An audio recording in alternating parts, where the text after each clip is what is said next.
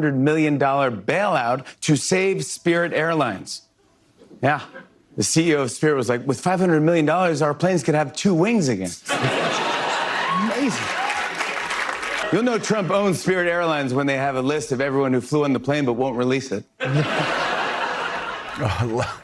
That's late night's take on a potential rescue deal for Spirit Airlines. Another example of the Trump administration wanting to socialize a stake in private companies in America. Also ahead, we're going to go through the legal challenges to Virginia's redistricting referendum after a judge temporarily blocked a measure that voters actually approved Tuesday night, which is probably why that will be overturned. Plus, the New York Times investigative reporter Michael Schmidt joins us. Get this. His latest piece digs into FBI Director Kash Patel possibly using the agency to investigate a journalist who reported on his girlfriend. Good morning and welcome to Morning Joe. It's Thursday, April 23rd. Willie, a lot to talk about there, and Michael is coming up in about 30 minutes to talk about that. But first, I love all these people that were running around, like, you know, throughout 2024 saying if you elect a Democrat instead of Donald Trump, he's going to get you into a war in Iran. He's not going to pay attention to the cost of the grocery stores and like the gas pump. And those Democrats, they're socialists. They will take over. Socialism is actually taking over private industry. It's what Clement Attlee did in Great Britain before Margaret Thatcher reversed it. Now we're going the opposite direction with the Trump administration socializing parts of our industry. Eric Erickson saying, this is a socialism you said you were voting against, and yet here we are, Willie. And it happens time and again. We talked about this several months ago with Intel. We're going to take a stake in this. We're going to get a cut of it. Donald Trump seeing these companies as business partners of the United States government. I think the generous term would be state capitalism, but socialism may fit a little better. And as you say, just falls into the long list of things that, well, Republicans, conservatives, certainly Donald Trump himself said would never happen if you elected this president, and the opposite.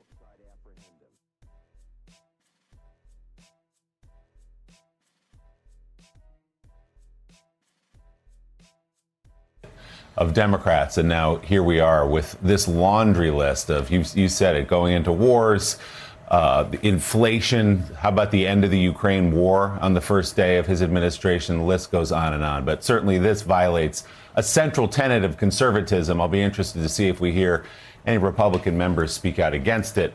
I won't hold my breath. Yeah, I mean, here are private companies that the Trump administration, this Republican administration, has taken part ownership in. The state socialism, Intel, MP Materials, Trilogy Metals, Lithium Americas, Vulcan Elements, ReElement Technologies, Westinghouse, U.S. Steel, David French. Jump in here. We have David French with us. David, this is the socialism we were warned about. If you elect Democrats, they're such socialists. Of course, a lot of idiots who say that don't even understand what socialism means. It means what it meant in Great Britain after World War II when Clement Attlee and the Labour Party started taking over parts of Britain's industry. And it wasn't until Margaret Thatcher in the late 1970s came along and privatized it again that Great Britain started doing better. Well, and we're doing this for Spirit Airlines, Joe. I mean, there's a reason why this thing is struggling. I never thought we'd end up with Spirit Airlines as what the national airline now, since we own it. It's absurd. No, look, Joe, we're seeing this on front after front after front. I mean, just as said, war in Iran, that was supposed to be what Kamala Harris was going to bring. Well, it's Donald Trump. Socialism, that was supposed to be what Kamala Harris was going to bring. Well, it's Donald Trump. But I will tell you, there is just a sense now that things are changing, that things are shifting, that the once untouchable Donald Trump is now he's very open to criticism. I mean, he's not open, but now it is opening up. It is opening up in MAGA to criticize him. It is opening up to be dissatisfied with some of these things. It's not that the base is cracking apart and crumbling. It's that the cracks just are starting to appear. You can see it. And I don't think I think that MAGA is realizing that it's in a bit of a death spiral politically right now. And then Senator Ted Cruz spoke out about this yesterday online, too, saying this is a bad idea. Don't buy a government stake in Spirit Airlines. Also with us this morning, the co-host of our 9 a.m. hour, staff writer at The Atlantic, Jonathan Lemire, and MS Now senior national security reporter, David Rode. Good group to talk about our top story, uncertainty surrounding now the path forward for the United States and Iran as a fragile ceasefire remains in place, but the standoff over the Strait of Hormuz continues. Iran fired yesterday on 3 ships in that crucial waterway and seized 2 of them. It's according to the country's paramilitary Revolutionary Guard, which said it was escorting the captured vessels to Iran. The White House, however, downplaying the latest escalation, with Press Secretary Caroline Leavitt telling Fox News President Trump does not view the move as a violation of the ceasefire because, quote, these were not U.S. ships. These were not Israeli ships. The United States military, meanwhile, maintaining its blockade of Iranian ports, turning around 31 vessels so far. That's according to U.S. Central Command. The Speaker of Iran's parliament said yesterday a complete ceasefire doesn't make sense if that blockade remains in place, adding reopening the waterway is impossible amid such a flagrant breach, as they put it, of that truce. But the White House standing by the blockade as the stalemate in the Strait continues to present a hurdle to peace talks. President Trump telling Fox News yesterday there is no time pressure on coming to a deal with Iran, Joe.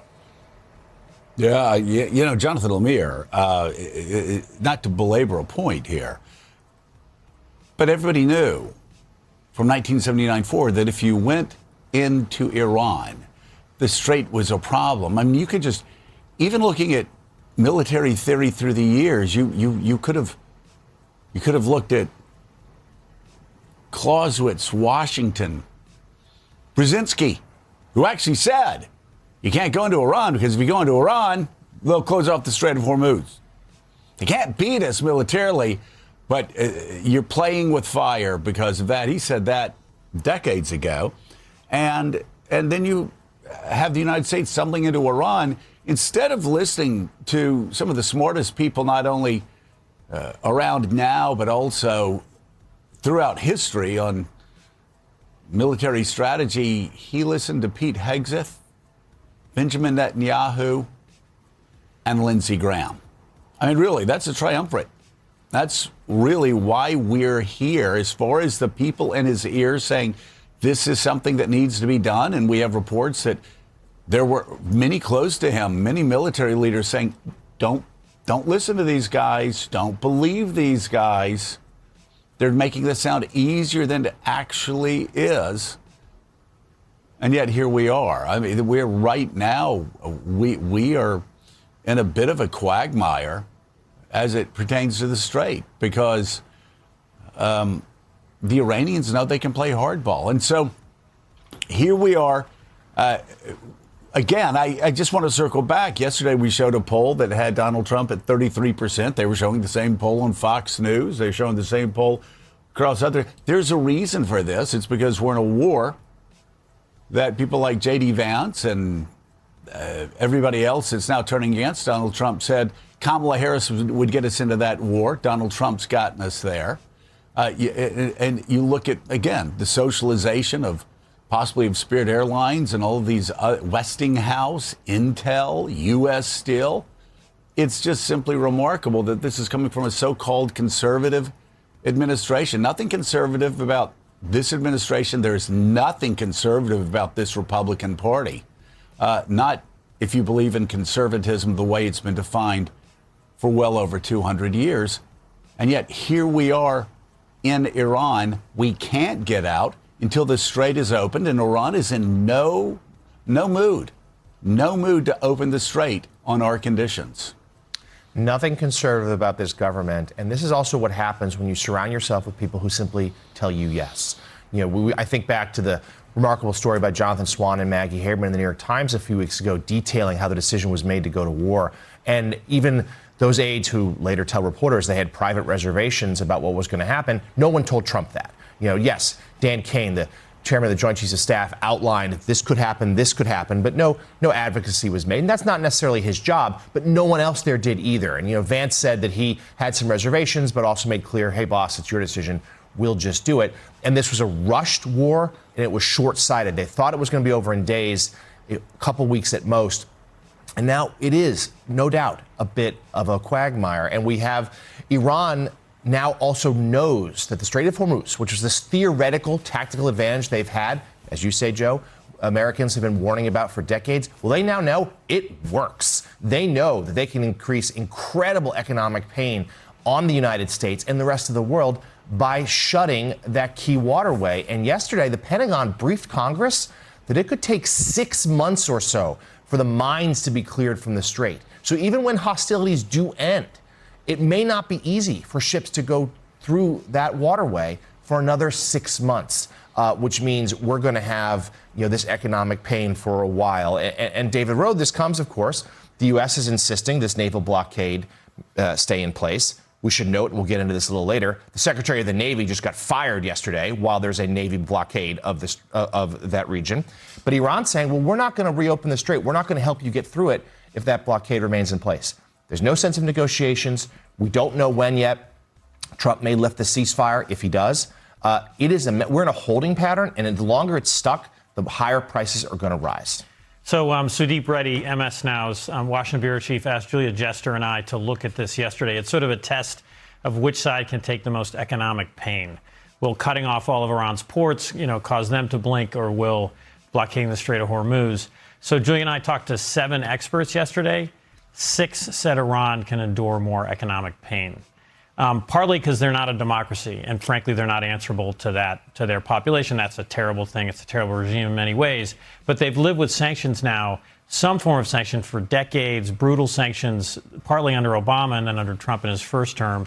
So they grow their own food. And also, they border 5 countries so they can trade with other countries. But the sense is that, again, the first strategy of the war, which was bomb them and they'll just capitulate, has proven wrong.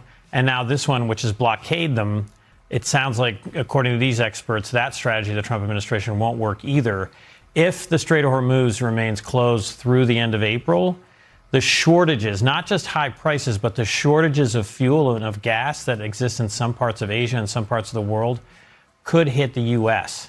And that's a whole different ballgame economically and politically for the Trump administration. Meanwhile, as John just mentioned, Navy Secretary John Phelan was fired yesterday. The Wall Street Journal reports Defense Secretary Pete Hegseth dismissed Phelan in a phone call just minutes before posting on social media, according to a person with knowledge of the discussions, and after Phelan had spent the day on Capitol Hill talking to lawmakers about the Navy's budget requests. According to the paper, Pentagon officials told congressional aides Hegseth fired Phelan because he and Deputy Defense Secretary Steve Feinberg felt the Navy Secretary was not moving quickly enough on President Trump's shipbuilding priorities. The Journal reports Phelan's close relationship with President Trump was a cause of tension with Hegseth and Feinberg, and that Hegseth was upset when Phelan pitched the idea for a modern battleship directly to the president last fall, bypassing the defense secretary. Hung Cao, the Navy Undersecretary, a former Senate candidate, is now serving as acting Navy Secretary. The latest firing comes just 2 weeks after Hegseth ousted the Army's Chief of Staff, General Randy George. Hegseth has fired dozens of top generals, admirals, other defense leaders since taking office last year. So, David French, Mr. Phelan, first of all, was just a huge donor to President Trump's campaign in 2024 and was given this position because of that. But that to the side, it again appears to be Defense Secretary Pete Hegseth's feelings that he was upset that Phelan had a close relationship with the president, had gone around him on some of the decisions, cost him his job here. Yeah, what we're seeing is an enormous amount of instability now at the top of the military as Hegseth is going through and cleaning house, often firing generals with zero explanation, no real understanding, at least from the outside looking in, as to why this is happening. He's doing it during a time of war. So it's very clear you've got some sort of purge going on in the Pentagon. It is very far from clear that this purge is related at all to the sort of the underlying merits of the leadership of the generals and admirals and others who've been fired. This is a dangerous thing, really, creating this kind of instability, creating a perception that you've got a lot of ideological and just pure raw political infighting at the top of the Pentagon. This is where the Pentagon is the place where politics is supposed to be really, truly left at the edge, on the outside of the building, because these people are the warriors who are defending our country through administration after administration after administration. And I'm very worried that what this instability is going to do over the long term. You know, I'm curious, Jonathan Lemire, the president has now sort of broken this Second Amendment ban on getting rid of people. We just saw the third person in his cabinet fired. Pete Hegseth's name had been mentioned at the end of next year. They might be trying to move him along. What strikes me is Donald Trump has to know that Pete Hegseth has looked erratic at running the Pentagon, for God's sake. He's looked erratic. He's looked extraordinarily immature. He's looked paranoid. It's a very bad look for the administration. It's even a very bad look when Donald Trump is standing next to Pete Hegseth at press conferences. It diminishes if you have the President of the United States, Commander-in-Chief, and you have General Kane, and then you have this childlike, erratic, paranoid carnival barker in the middle of the two of these people. I mean, the Iranians have to take great comfort in seeing Pete Hegseth behind a microphone. So I'm just curious, have you heard any more talk about the administration moving this person along that's caused so much damage inside the Pentagon and who has not been liked by those close to the president from the very beginning, from the transition, because he lied continually to Susie Wiles and everybody else in the transition? Yeah, a few things here. First of all, that point is exactly right. Susie Wiles and others in Trump's orbit have been deeply skeptical of Hegseth since the transition because he wasn't honest about some of the stuff in his background that then came out during public vetting. They thought that was a real own goal, if you will. In the first year of this second term, Trump did have that no scalps policy that they bandied about proudly, that there wasn't going to be the turnover like it was in his first term. That has now changed. We've had 3 cabinet members go. And there are rumors that more could follow. Those that I hear most of all who are on the thinnest ice include Tulsi Gabbard, include Kash Patel, and do include Pete Hegseth. But the Hegseth one always comes with a caveat that even Trump, who was, yes, very mindful of optics, of course, wouldn't want to fire his defense secretary during a war. Now, I think that when this conflict resolves itself, now, that's an open question as to when that will happen, that could be Hegseth's, sort of starts being steered towards the door. But Trump, I am told, still likes Hegseth in terms of his performance on TV. He likes those very combative news conferences that we have seen at the Pentagon a number of times now, including when he calls the press Pharisees a few days ago. And Hegseth he likes that. And Hegseth, but you're right. He looks like, Hegseth looks like an idiot. For leaders across the world, they look at him as a joke. That weakens Donald Trump. Just like I was saying time and time again, that Kristi Noem would hurt Donald Trump's approval ratings on immigration. I said it repeatedly. You can go back and pull the tape. I said it repeatedly that if he kept Kristi Noem, she would hurt his numbers on immigration. And it has. Pete Hegseth, I'm saying it now, Pete Hegseth in that position is hurting Donald Trump on foreign policy issues, on this war, on the confidence that the Americans have in the commander-in-chief. I just don't understand. It's not hard to see that on TV. Yeah, but job number one for a Trump cabinet official is to fight for the president on television. At least so far, Trump is okay with how Hegseth is doing this. But you're right about the culture of the Pentagon, too. I mean, not only I'm told by people who have been there for decades, it's a building now rife with paranoia, uncertainty, because there's been so many purges. Your top people, highly respected officers, have been pushed out. We've had now the Secretary of the Army and the Secretary of the Navy head out. I mean, there is an extraordinary amount of uncertainty there at the worst possible time, Willie. Of course, as the DOD, is still trying to prosecute this war with Iran. So there are certainly Republicans, I am told, who would like to see Hegseth be shown the door, but I don't think that's imminent.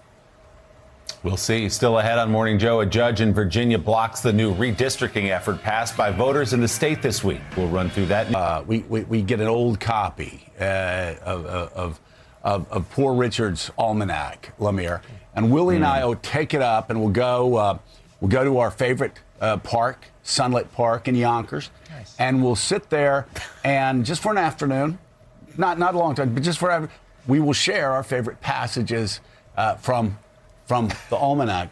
Willie's is early to bed, early to rise makes a man healthy, wealthy, and wise. We have another friend that goes with us who says those who would give up liberty for temporary safety deserve neither temporary safety or liberty. And mine, of course, is April baseball doesn't matter.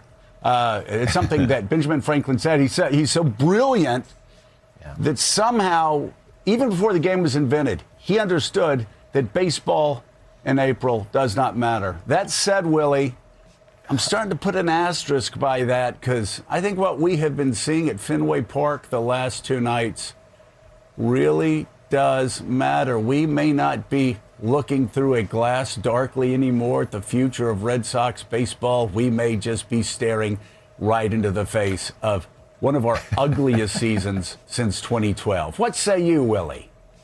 Well, we'll see. And Jordan Alvarez, the wonderful Astros slugger, he has 11 home runs so far in the season. The Red Sox entire team has 12.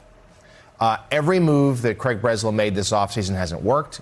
Some of them still will, no doubt. Some of these players will work out just fine. But you can't win a division in April, Joe, but you can kind of lose it. And there's just no signs of hope right now. That's the hardest part, is that we can't point to silver linings and say, well, that's still working or that. Very, very little is.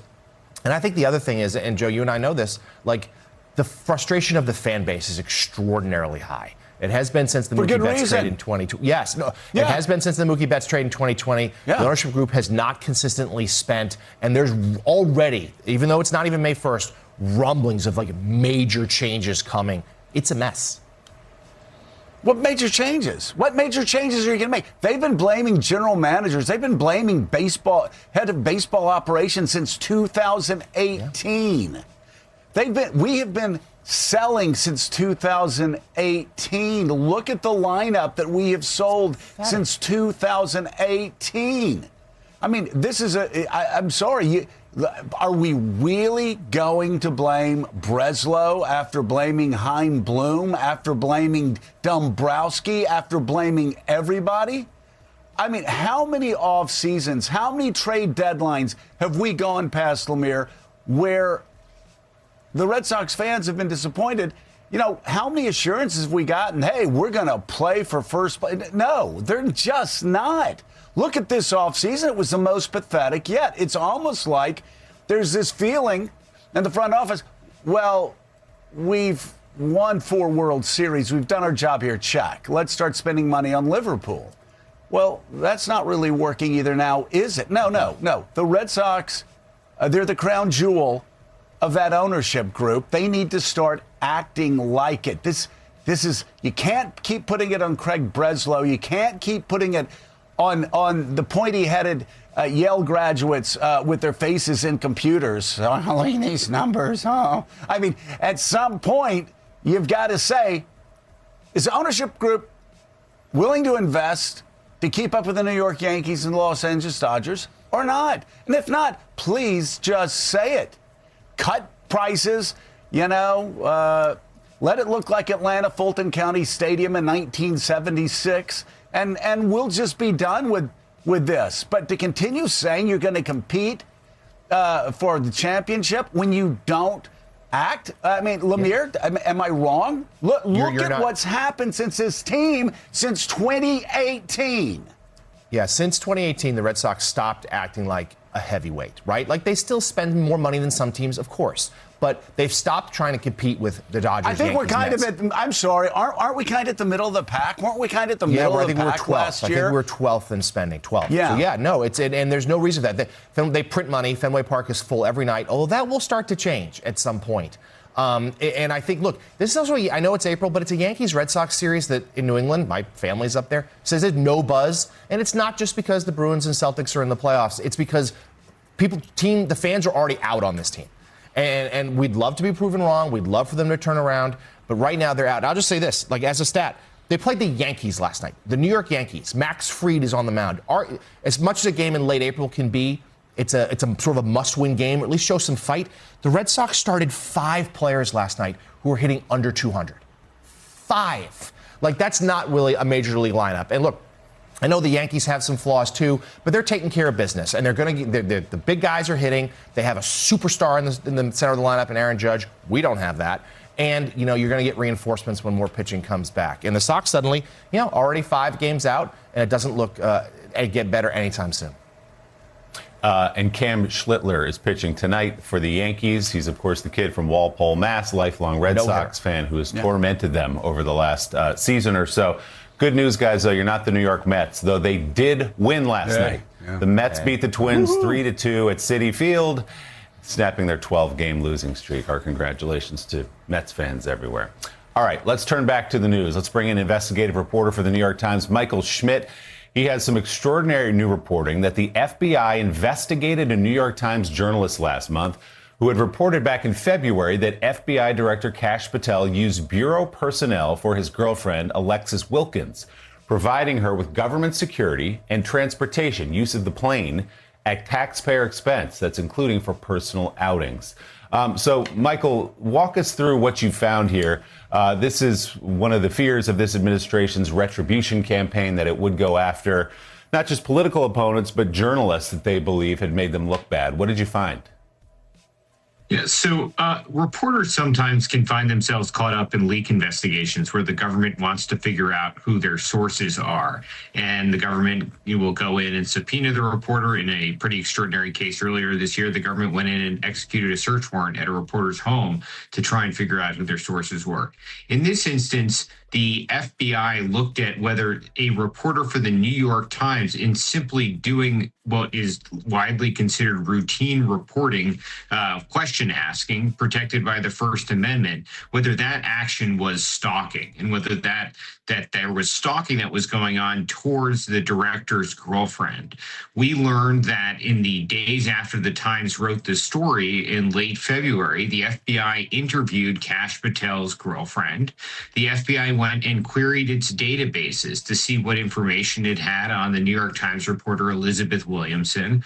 And then FBI agents determined that they believed there was enough there to move forward with what's called a preliminary investigation, an investigation into whether the New York Times reporter had broken federal stalking laws, whether they, simply through the reporting on the story. And there was nothing that the Times reporter that had done that went beyond what we do every day as journalists out there, reaching out to people who often we don't know, but are trying to get information from, in a story that's trying to understand how Kash Patel was using the FBI, as whether he was using it for personal reasons that went beyond how different department heads and agency heads and leaders in the government use it. And, the FBI has denied the story. They said it was false. They said that the questions that had come up about Elizabeth Williamson were in connection with a threat that had been made against the director's girlfriend by someone out of Boston in a case that did end up with an arrest. But when we, after that pushback, we had actually gone back and done more reporting to learn about really how specifically this was focused on my colleague Elizabeth Williamson, and how the investigative work was looking at criminal questions on what's, as I was saying before, but it's important to understand, widely accepted normal journalism, journalism that we had thought in the media was protected by the First Amendment.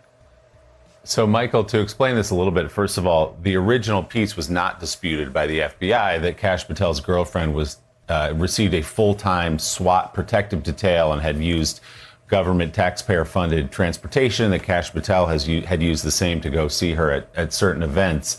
What they're disputing is, I guess, that Miss Wilkins, his girlfriend, said she felt harassed during the investigative process, the investigative journalism process, and so that the FBI was just looking into those claims that she was being harassed, but that the Department of Justice never pursued that as a case. Does that sound right? Sort of. I'm not sure the statement was quite that clear, but they were trying to push back on it and trying to make it look like it had been part of something that was different.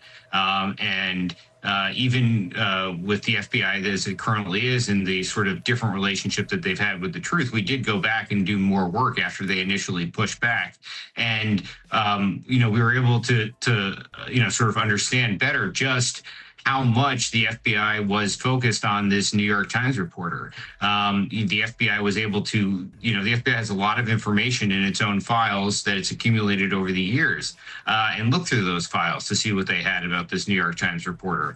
The FBI agents on the case believed that there was enough evidence to move forward with investigating 2 different laws that they thought had been broken in connection with what they thought was this stalking. Justice Department officials learned about what the FBI was doing and thought it was really outside the norm. They thought that the Justice Department officials thought that it was retaliatory, and they did not think that there was a legal basis to move forward. But the FBI itself, did think that there was enough to continue to investigate and to look at this reporter.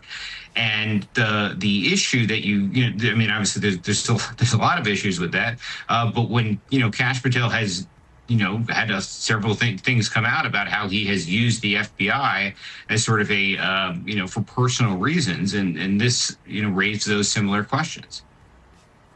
Yeah. All right. The new piece, very important, investigative reporting by Michael Schmidt. It's in the New York Times right now. Make sure you give it a read.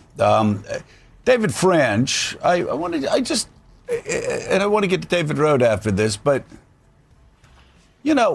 when I see such sheer, transparent stupidity and such bumbling abuse of power, I really just want to go up to Capitol Hill and talk to Republicans and say, don't you understand what I've been telling you for a year and a half? That if you have Republicans abusing power like this against their political enemies, against reporters they don't like, maybe it's at the New York Times now, maybe it'll be at Fox News or Newsmax in a left-wing Democratic administration. Or if you're concerned about a Republican president saying openly to the Attorney General, arrest my political enemies, then why won't a left-wing president look at that abuse of power and that bumbling and say, I'm going to do the same thing? If you have Brendan Carr, who, by the way, he's going to be a guest for Paramount at the White House Correspondents' Dinner. Imagine. Lucky draw there, I guess. Maybe they just did it by lottery. But if you have Brendan Carr saying, I'm going to stifle the voices of comedians that upset this Republican administration, do they not think a left-wing progressive or some egomaniac billionaire tech monopolist that somehow gets into the White House isn't going to use the same methods? Except they'll be a lot smarter. It'll be a lot more dangerous. Al Gore won the 2000 election by every measure that mattered except the one that counted. Won the popular vote by 500,000. Had Florida recounted properly, the Electoral College would have followed. The Supreme Court stopped count, and Gore conceded. Not because he was weak, not because he didn't care, but because he understood that the institution of peaceful transfer of power was worth more than his president. He put democracy above his own selfish interests at the cost of something he had spent his entire life working toward. That decision still hurts. It was supposed to matter. And then 2020 happened. A man who lost by 7 million votes, who lost the Electoral College by the same margin he had called a landslide in 2016, who had a court in the country, including his own appointed judges, throw out his challenges, decided that none of that mattered.